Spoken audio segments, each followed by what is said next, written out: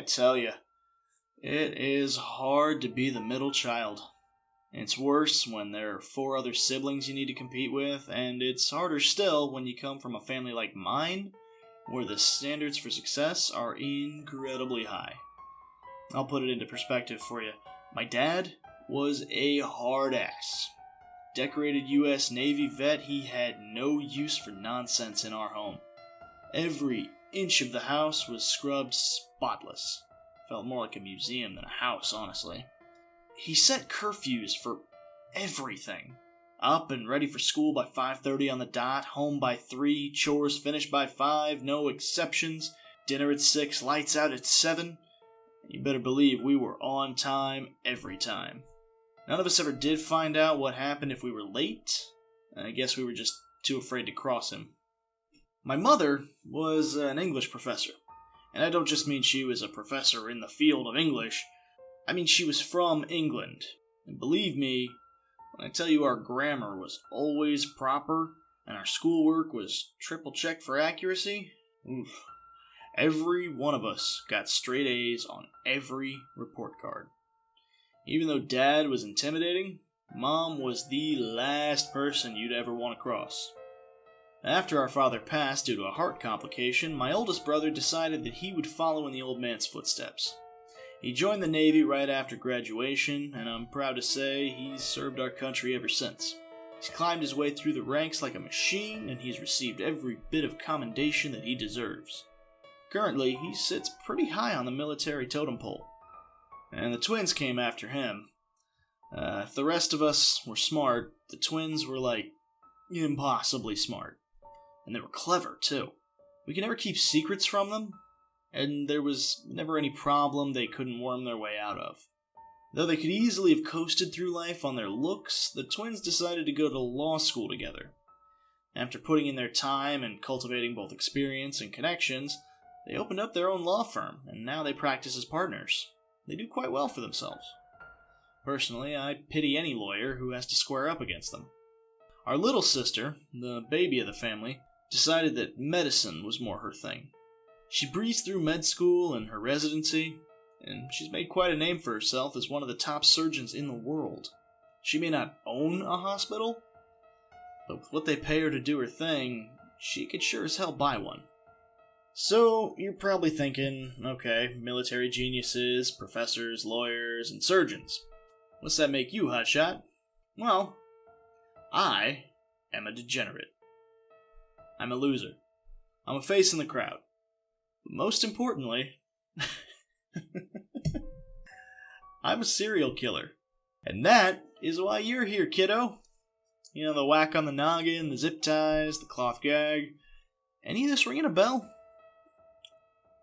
Look, I'm gonna need you to, nod or something. Let me know I didn't scramble your eggs too much. Otherwise, this whole diatribe is kind of pointless. I mean, if I'm talking to a vegetable, I'd rather just finish the job and move on with my day. I do have other things to do today. You know, laundry, a little cleaning. I still have to catch up on The Mandalorian. Hello? Check, 1, 2, testing. Is there anything rattling around in that swollen melon of yours? Last chance to show me you're still alive. Okay, there you are. I thought I lost you for a bit there. Hey, try and stay focused, champ. I'm not done with you just yet. Okay, so don't get me wrong. I was just as talented as my siblings academically, but when it came to a choice in career, well, I just couldn't find my niche. And after college, I stayed home for a few years. It wasn't on purpose or anything, but nothing that I pursued career-wise really held my interest. I had a theoretical physics degree, but let's be honest, a degree in theoretical physics really only qualifies you to teach theoretical physics. And forgive me, but molding the minds of young adults really isn't something I ever wanted out of life. Mom rode my case about my life's direction day after day after day after fucking day. And I know she meant well, And eventually, I got sick of it. I snapped, I broke, I glitched out a little bit, and I drove a kitchen knife into her chest. And then, I dragged that sucker down hard until the blade was in her pelvis and her guts were spreading across our custom dining room floor.